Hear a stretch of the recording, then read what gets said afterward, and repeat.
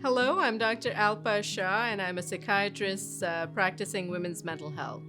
So, what is an empty nester? As the word denotes, empty nest, so the nest, essentially the home or the household, is empty as your youngest child, or maybe your only child in some situations, is leaving the nest, is leaving the home. So, first, I think it's important to clarify that although it's become common to say empty nest syndrome, it's not necessarily a clinical syndrome or a diagnosis.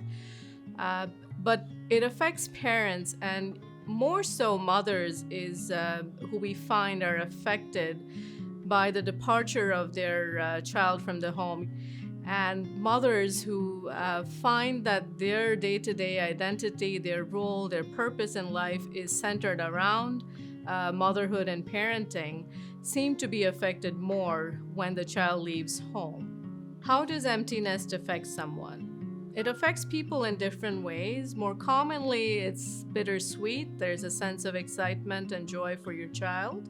And then there's a sadness personally and a sense of loss with the separation and not having your child home. There can be a sense of grieving with that change and with that sense of loss as well. When should you seek help or support?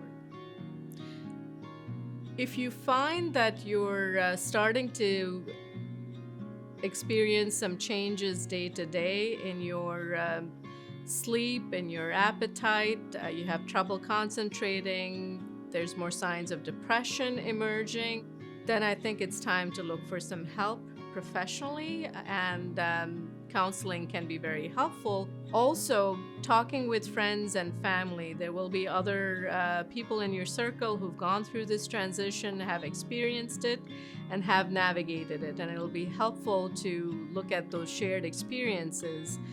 And sharing how you're feeling helps, but also getting some tips from your friends and family can be helpful. So, what are some tips for empty nesters?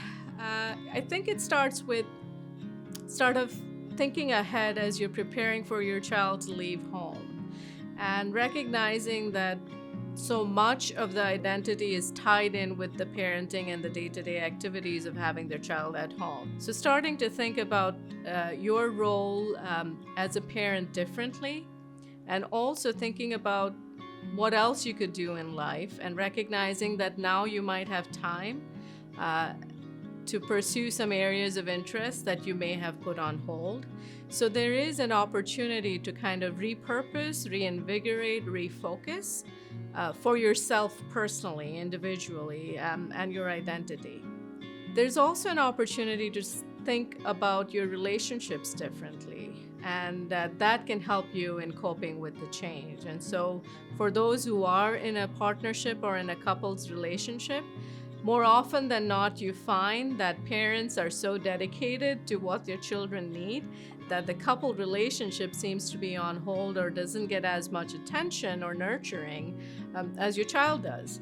So it's an opportunity to start dating again, to start refocusing also on that couple relationship, and what the days and evenings could look like that would be different when you don't have a child at home.